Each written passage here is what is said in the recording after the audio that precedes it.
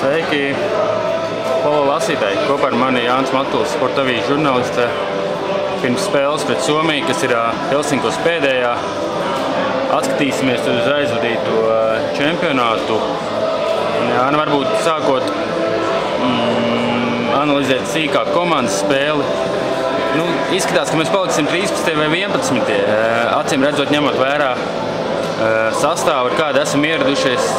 Atkal jāsaka, vecie labie vārdi, tā ir tā mūsu vieta un augstāk mēs droši vien uzlikt nevarējām. Tieši tā man jāpiekrīt.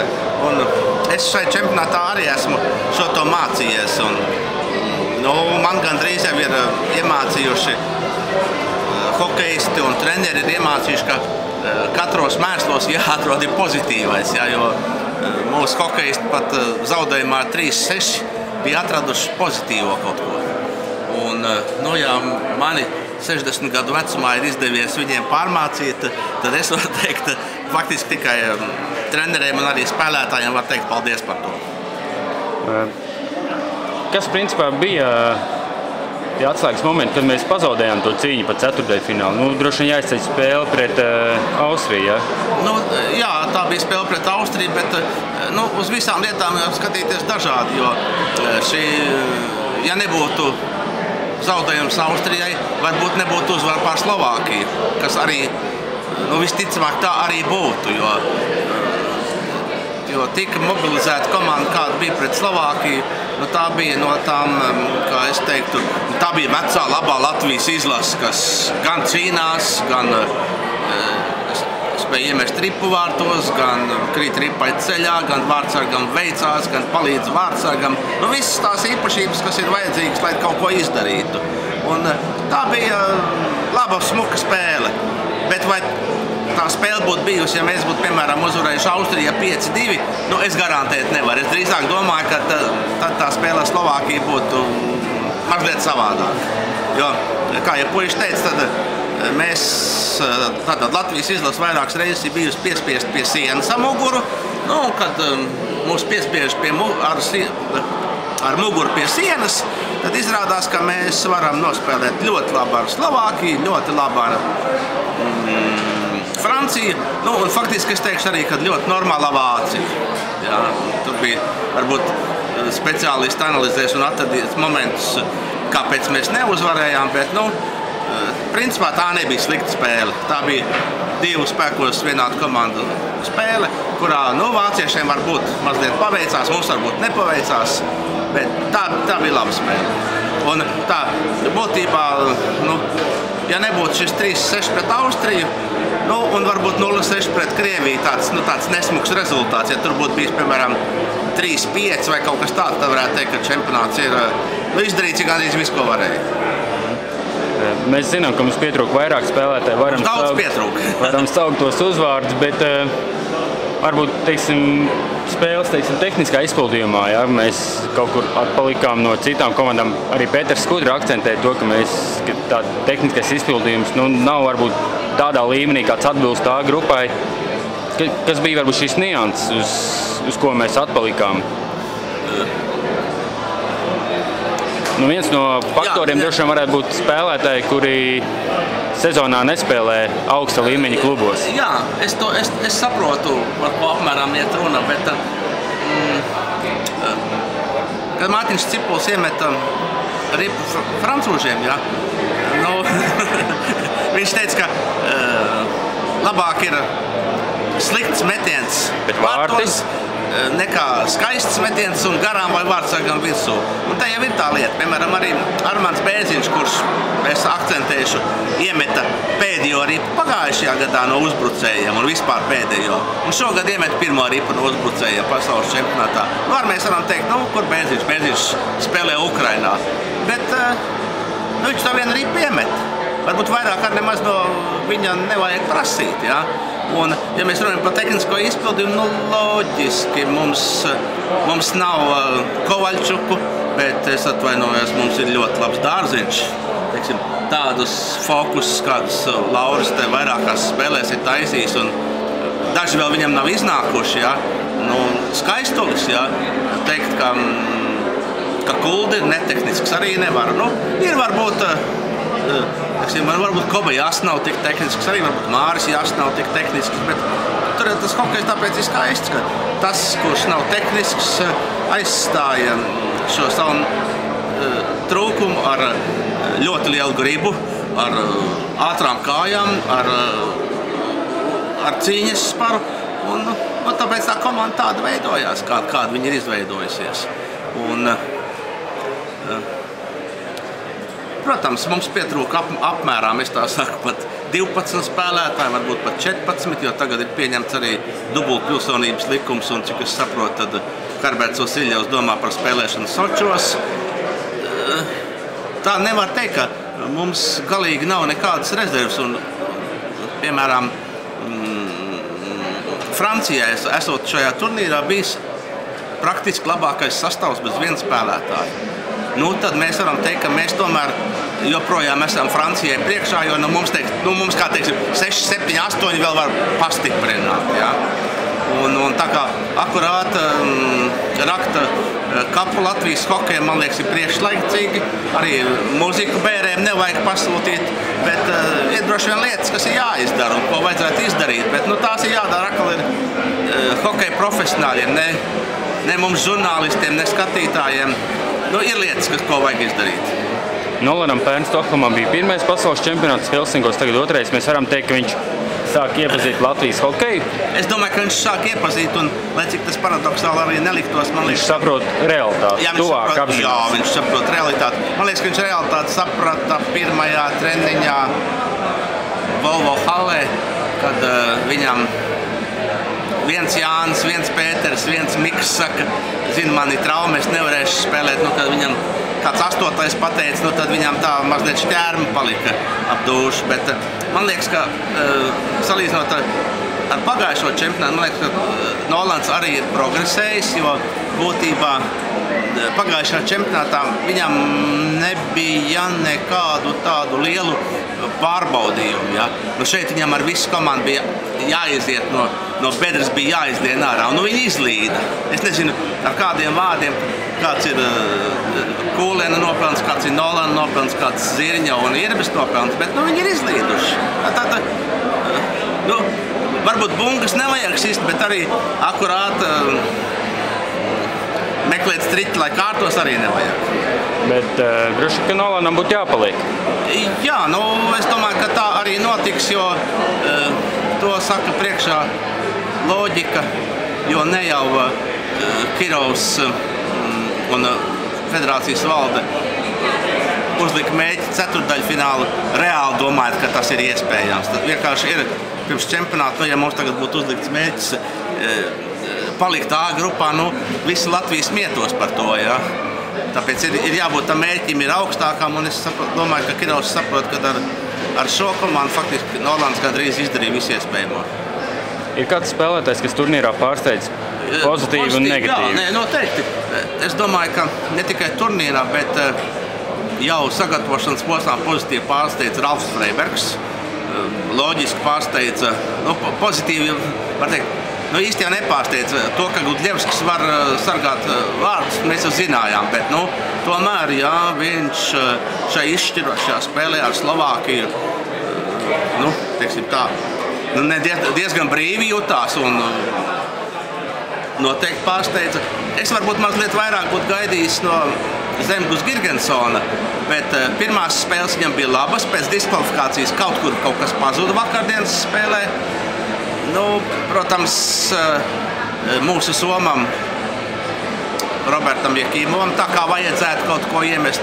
Katrā ziņā pozitīvi pārsteidza Ronalds Kēniņš, kurš gan varbūt nav neko iemetis, ja, jo viņš pats par sevi ironizē, kas ir spēlētājiem -5 liederības koeficients, bet tas darba apjoms, ko viņš izdara laukumā, tas vienkārši ir fantastiski. Tas ir tas, kas ir Latvijas hokejam vajadzīgs. Tas ir puika, kas var spēlēt Forčakingu. Tā. Uz nulli palicis Miks, Indriš. Miks ir uz nulli. Miks uz nulli, tad mēs varam teikt arī, ka varbūt Krišjāns negatīvi pārsteidz, bet Krišjāns pēc slimības bija un varbūt tur bija arī mazliet treneru kļūda, ka pirmajās spēlēs viņš salika ar Arturu Kultu kopā un neaizgāja tam pārim. Jā, tā gadās, jā. Un varbūt, ka vajadzēja viņus jau ātrāk izjaukt, jo kā izjauca un pielika Sotnieku pie... Jā, Sotnieks pārsteidz katrā ziņā. Sotnieks ir, man vispār liekas, ka viņam šis ir labākais čempionāts, kāds līdz šim ir bijis. Tu atzina arī Kulens, sakot, ka viņš var braukt uz NHL. Uz NHL mēs daudz varam braukt. Nē, tas ir labi. Šīs uzslavas arī nevajag ņemt pārāk pa pilnu, jā, jo kādreiz arī Endijs Murējs teica, ka Edgars Masaļskis var braukt uz Los Angeles Kings, jā, bet tad visi gaida, kad tā brauks, un nekāda braukšana neiznāk. Apmēram tā. Nekādu īpašo negatīvismu. Katrā ziņā pozitīvi ir tas, ka tāds kā Krišāns Redliks nevesels un arī Edgars Masaļskis, kuru varbūt viens otrs apmētā ar akmeņiem, arī nevesels, bet brauc spēlēt. Katrā ziņā tas viņiem ir. Tas ir plus, ka viņi brauc, nevis meklēt iegānst. Viņiem jau bija visas iespējas nebraukt. Jā. Tas rāda, ka mums tomēr vēl gluži pasaules čempionāts prestižs nav zaudēts.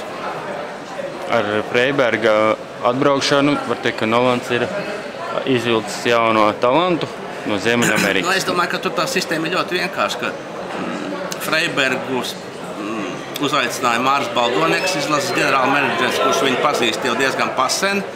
Un Ralfs ir bijis viens no vadošajiem aizsargiem visās U20 un U18 izlasēs, kur viņš ir spēlējis pie 2 gadus vecākiem pat. Un šai situācijā, kāda bija, ka mums faktiski vienu brīdi bija tikai 10 aizsargi vispār vairs. Ja? Freiberga uzaicināšana ir ļoti liels plus, un tas, ka viņš nospēlēs sezonā tikai 8 spēles, atkal var smieties, kas pa spēlētāji no kādas līgas. Bet viņš šajā A grupas turnīrā galīgi ārā nekrīt. Varbūt, kad ir kaut kāds nianses atkal, ka gribētos, lai viņš pats vairākumu arī met pa vārtiem, ja viņš ir šis vairākumu izspēlētājs. Bet tad jau viņš spēlētu NHL, ja viņš varētu arī pirmajā čempionātā, pirmajās spēlēs ielecot nezināmā komandā arī taisīt rezultātu. Tad viņš nemācītos augstskolā, bet jau būtu NHL. Kādu atzīmi mēs varam ielikt 10 ballēs izlasēji par turnīru, neņemot vērā spēli ar Somiju, kas drīz sāksies? Es nezinu, kā tagad skolā vērtē. 7 starp 3 un 4 vecajā sistēmā. Jā, apmēram tā. Es domāju, ka tāds 7, tāda stingra trīnieka, bet līdz 4 nevelk.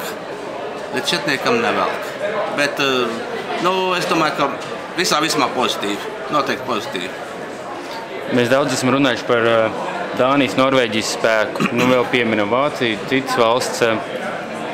Mēs ejam uz augšu, mēs paliekam viņi no mums projām. Kāda ir tā situācija dotajā brīdī ar Latvijas hokeju? Es domāju, ka mēs daudz maz paliekam uz vietas, kas arī nav slikti, bet mēs tagad arī skatījāmies. Norvēģija šodien zaudēja Čehijai 0-7, viņiem vārtu attiecība 12-26. Kāds piemērs mums jāņem no Norvēģijas? Ja? Turnīrs no turnīra atšķirās, un mēs esam apmēram vienā čupiņā. Un man ļoti iepriecināja tas, ka mēs uzvarējām Franciju. Tā bija ļoti svarīga spēle, ne tikai šī čempionāta sakarā, bet arī mēs frančiem parādījām, ka mēs esam pa jums tomēr stiprāki.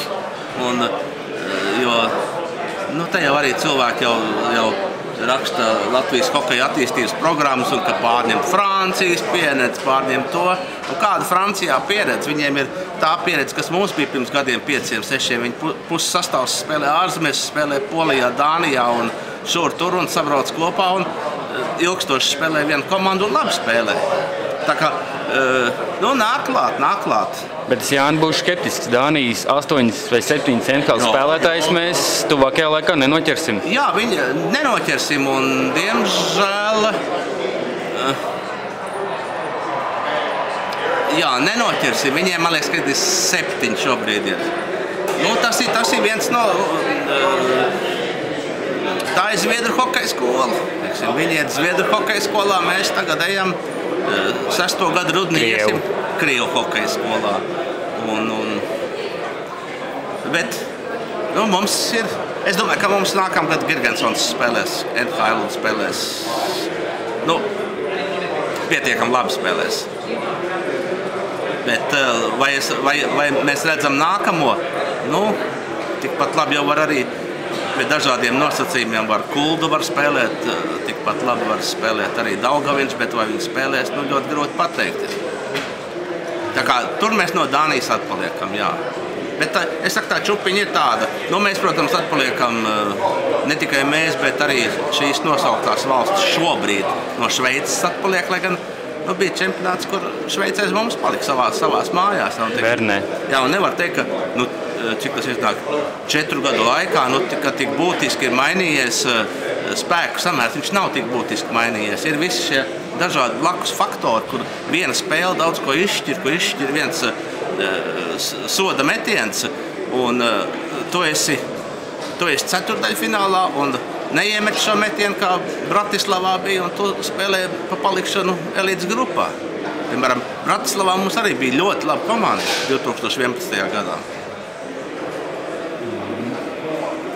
Nākošais čempionāts Minskā. Mēs ar kādām domām varam skatīties un raudzīties uz nākotni?